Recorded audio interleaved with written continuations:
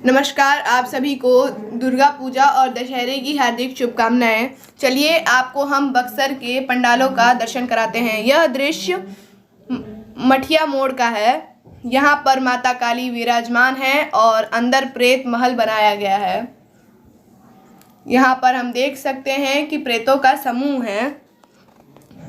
प्रेतों के समूह के साथ साथ ये भी दिखाया जा रहा है कि गांव में कैसे झाड़ फूक किए जाते हैं और गांव के डीह ढेवार भी मौजूद हैं। इसी के बीच माँ का एक भव्य प्रतिमा विराजमान है। इसके बाद हम ये भी देख सकते हैं कि माँ का एक और प्रतिमा विराजमान है जो कि अन्य देवी देवताओं के साथ है, यानी गणेश, कार्तिकेय, माता लक्ष्मी के साथ। और इसके बाद हम लोग आते हैं नई बाजार स्थित हावड़ा ब्रिज के पंडाल के पास, जहाँ पे आप देख सकते हैं हावड़ा ब्रिज के रूप में वहाँ पे पंडाल लगाई गई है। इसके अंदर हम लोग जाते हैं। इसके आगे मेरी दीदी बोलेंगी। इसके अंदर हम प्रवेश करते हैं जो कि एक गुफा के रास्ते की तरह बनाया गया है।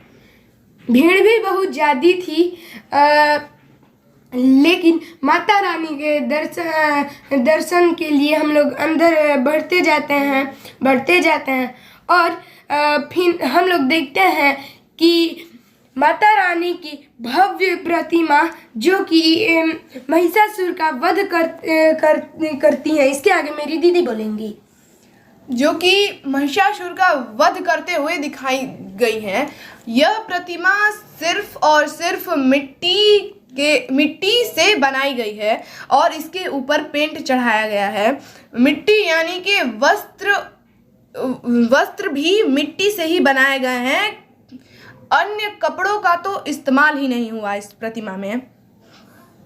यह प्रतिमा बहुत ही आकर्षक और सुंदर लग रही थी। इसके बाद हम अपना रुख मोड़ लेते हैं एक और पंडाल की तरफ, जो कि इसी के बगल में ही स्थित है, जिसका नाम शिव शक्ति पॉइंट है। हम निकले तो रोड पर भव्य सजावट की गई थी, जो कि तारों से की गई थी और जो कि बहुत अद्भुत लग रही थी। फिर हम लोग आगे चलते हुए पहले भोले बाबा को प्रणाम किए। फिर उसके बाद आगे चलते हुए हम लोग ने देखा शिव शक्ति पॉइंट और देखा कि चंद्रयान का लैंडर विक्रम नीचे जा ही रहा है और माता रानी का सब्रों से ऐसा लग रहा है कि माता रानी का सब्रों से इंतजार है कि कब विक्रम लैंडर मून पे आके सॉफ्ट लैंडिंग करे।